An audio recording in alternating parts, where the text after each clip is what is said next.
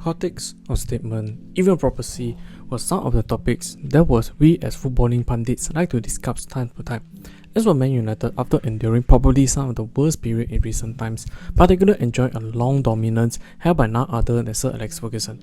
Coming to this season, while with the mixture of young and experienced manager having their tenure with the Red Devils, Man United still remain inconsistent when it comes to obtaining success on the pitch, while incoming these two seasons with massive effort to follow up to the footballing trend, especially tactical wise, see some of the more controversy or polarizing decisions made by the managers.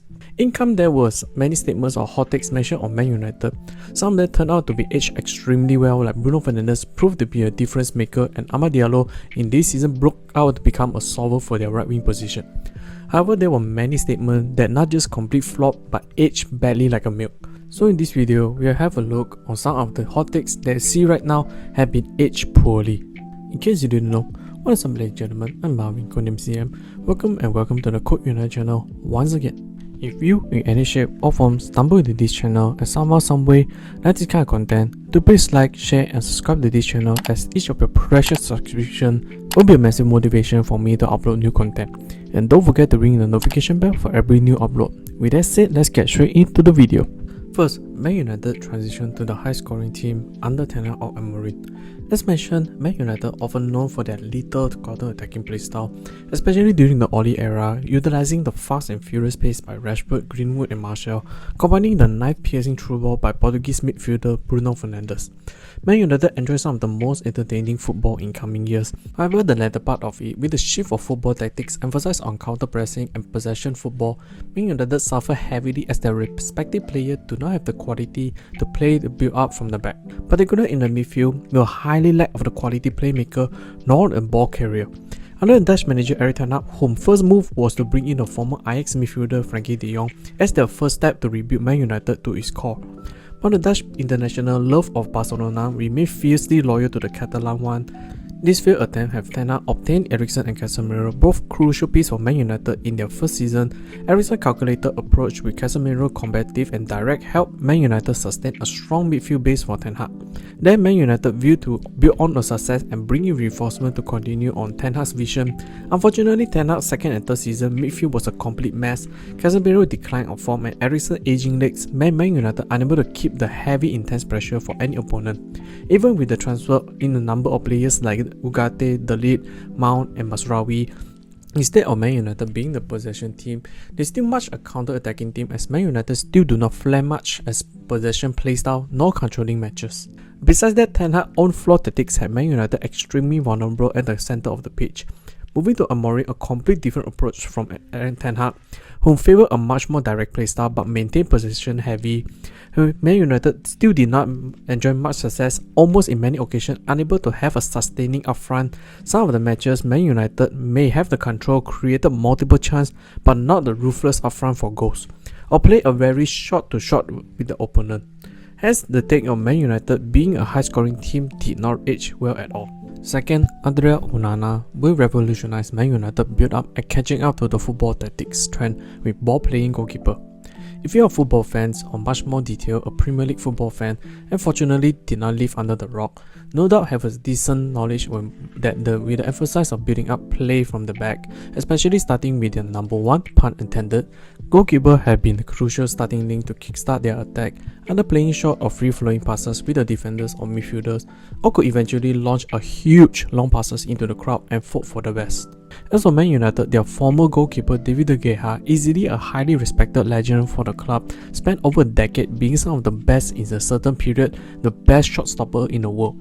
Despite that, his last season with Man United, De Gea faced numerous criticism as an extremely liable between the posts, but lacking in other traits for a modern goalkeeper like cross-claiming and most notable aspect, passing ability. The limitation in ability for the Spanish goalkeeper eventually have Ten Hag rip off his contract and have the club legend's servant walk out of the door, and he quickly replaced by the former Ajax Inter Milan goalkeeper Andre Onana. The Cameroon goalkeeper during his Ajax days had been lauded for his amazing composure on the ball and possessed impressive passing range for a goalkeeper. And with Inter Milan, he managed to reach the Champions League final where he showcased some of the most amazing vision, where he delivered a number of piercing line-breaking passes even with the pressure by Man City strikers. This triggered Man United to reunite Onana with Ten Hag under £42 million transfer fee for the next season. With the introduction of Onana, Man United would seem to solve the ball-playing goalkeeper, thus significantly improve their build-up play along with the defensive line. But oh boy, how wrong can we be that? Onana, instead of delivering precise passing and help Man United make a better circulation of the ball, he seems to drop off in most important department for goalkeeper, fundamentals of shot stopping.